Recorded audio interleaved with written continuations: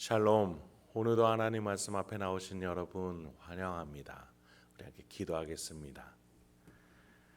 하나님, 오늘도 우리에게 귀한 말씀 주시니 감사합니다. 이 말씀을 통해서 우리의 영혼이 오늘도 힘을 얻고 소망을 얻을 수 있도록 깨달아지는 은혜 허락하여 주시옵소서. 예수님의 이름으로 기도했습니다. 아멘. 오늘 함께 살펴볼 말씀 에스더서 2장 1절에서 7절, 에스더서 2장 1절에서 7절 함께 살펴보도록 하겠습니다. 오늘도 성실하신 우리 아버지 하나님을 찬양합니다.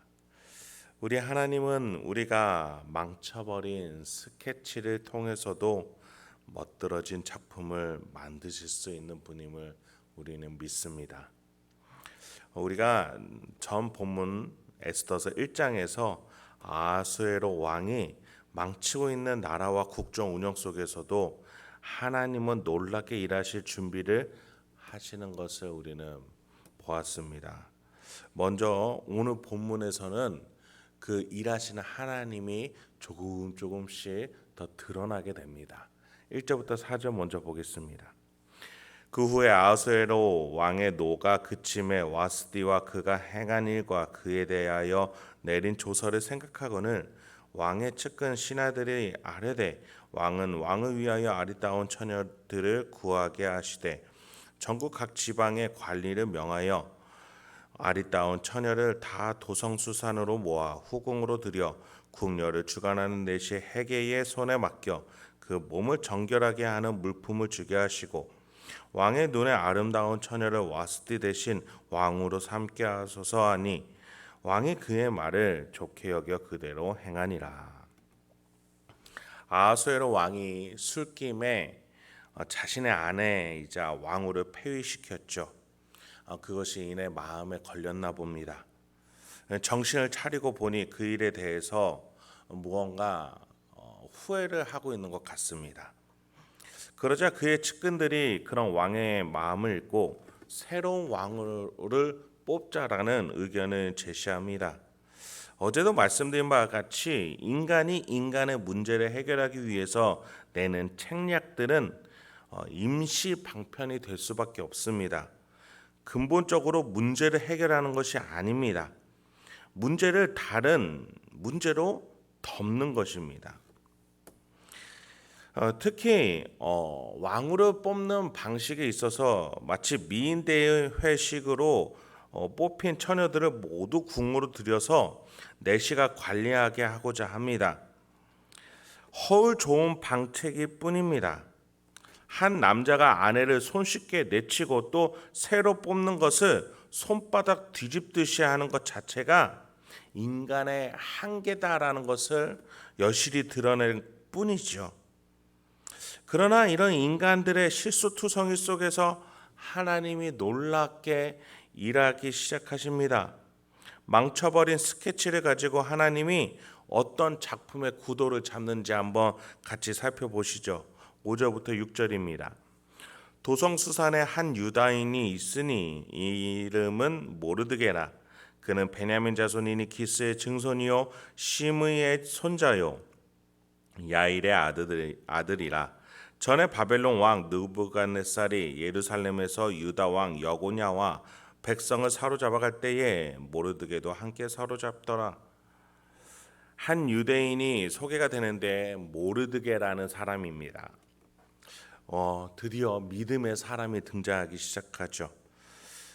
그런데 이 사람의 족보에 대해서 굉장히 자세하게 언급을 합니다. 그런데 여러분, 이 족보를 보면 어디서 많이 본 족보입니다. 한번 맞춰보실까요? 지파는 베냐민 지파입니다. 그리고 기스라는 사람이 등장하죠. 네, 바로 사울 왕의 족보입니다. 기스의 아들 사울, 이스라엘의 초대 왕 사울의 족보와 똑같은 것이죠. 네, 모르드게는 바로 사울 왕의 후손이었던 겁니다. 여러분, 사울 왕이 누구입니까? 우리가 전에 사무엘상 본문에서 나타난 사울은 하나님 나라의 질서를 가지고 나라를 세우려고 하지 않고 자신의 탐욕과 질서로 이스라엘을 세우고자 했던 자였습니다. 그 결과 자신의 가문은 파멸을 당했고 또 마지막에는 블레셋 전쟁터에서 자신과 아들들 함께 모두 그곳에서 죽게 됩니다. 그의 시체는 조롱받기까지 했던 것을 우리가 잘 기억하죠. 네, 베냐민 지파 사울 왕은 이스라엘 역사에 있어서 치욕의 역사였습니다. 믿음의 영역에서는 더욱더 부정적인 평가로 가득한 것이 그의 인생이었습니다. 그런데 지금 에스더서에서 1장에서 봤던 아하수에로 왕의 내력에 대해서는 굉장히 화려하고 위협이 찬란한 것들을 우리는 봤습니다. 근데 2장이 시작되자마자 언급되는 이스라엘의 왕 사울은 굉장히 볼품이 없어 보입니다. 그런데 하나님은 그런 사울 왕의 후손 모르드게를 통해서 일하고자 시작하시는 겁니다. 특히 6절에서 우리가 조금 수정해야 될 부분이 있는데 본문에서는 모르드게가 마치 바벨론 포로로 잡혀온 것처럼 표현이 됩니다. 그런데 바벨론 포로와 모르드게가 살았던 시기는 100년의 차이가 납니다. 정확히 114년의 차이가 납니다. 시기상 안 맞죠. 번역상에 오류가 있었습니다. 히브리어 원어를 보면은 모르드게가 잡혔다가 아니라 그도 사로잡혔다라고 되어 있습니다. 그래서 그는 바로 모르드게의 선조들, 즉 기스를 말하는 거죠. 하나님께서는 사울과 그 아들들이 전쟁터에서 죽게 하셨고 그 나머지 자손들, 사울 왕의 가족들이 바벨론 포로로 끌려 가게끔 하셨던 것입니다. 즉 기스 이후의 후손들이 바벨론 포로로 잡혀가게 하셨던 것이죠. 여기에서 중요한 내용은 포로로 끌려온 왕족 중 모르드게를 하나님은 굳이 꼽으셔서 일하고자 하신다라는 겁니다. 7절입니다. 그의 삼촌의 딸 하다사 곧 에스더는 부모가 없었으나 용모가 곱고 아리따운 처녀라.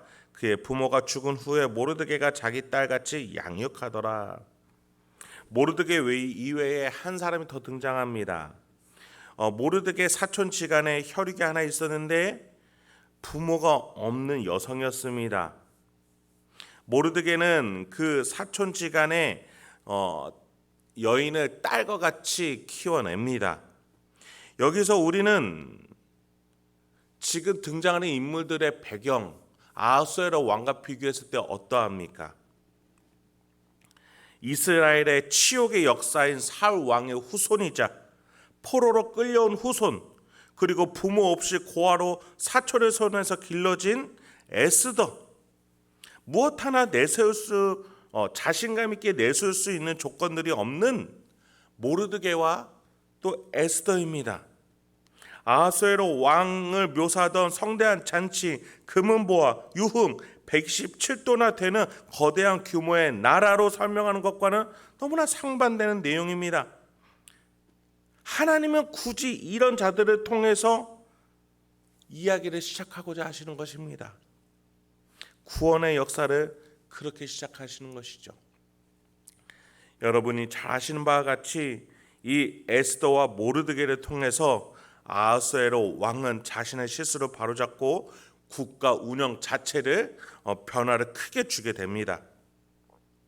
인간 왕 아하수에로는 실수에 실수를 더해서 나라를 파국으로 치닫게 되지만 하나님은 그 망쳐버린 아하수에로의 국정 운영 속에서 하나님이 놀랍게 구원의 역사를 만들어 가시는 분이신 겁니다. 하나님께는 인간의 가장 지극히 작은 도구들이 있을지라 하더라도 그것을 통해서 놀랍게 역사하시는 분이심을 오늘 본문은 설명하는 것입니다. 그렇습니다, 여러분. 여러분에게 어떤 화려하고 강력한 우리의 세상의 무기가 있을지라도 그것은 여러분을 구해주지 못합니다. 오히려 문제를 더할 뿐입니다. 그러나 하나님은 그 어떠한 것을 통해서라도 우리의 인생을 놀랍게 구원의 역사로 끌어가실 수 있는 분이심을 믿으시기 바랍니다. 오늘 여러분에게 주어진 모든 환경들, 그것에 감사하시면서 그 안에서 일하실 수 있는 하나님을 고백하며 하나님과 동행할 수 있는 저와 여러분이 되길 소망합니다. 함께 기도하도록 하겠습니다. 하나님, 오늘도 우리에게 귀한 말씀을 주시니 감사합니다. 하나님, 오늘도 나의 환경과 삶의 조건들에 있는 모든 것들을 사랑하고 감사하게 하소서. 우리 하나님께서 보내신 예수 그리스도가 풍채 없이 볼품 없어도 우리를 위한 구원의 역사에 이뤄내신 것을 기억합니다. 오늘 나의 삶의 환경의 모든 연약한 것들 속에서도 하나님이 일하실 수 있음을, 그리고 마침내 예수 그리스도가 우리 안에 있음을 기억하며 작은 것 하나하나에도 감사하며 살아갈 수 있는 우리 성도님들과 제가 될 수 있도록 주여 인도하여 주시옵소서. 예수님의 이름으로 기도했습니다.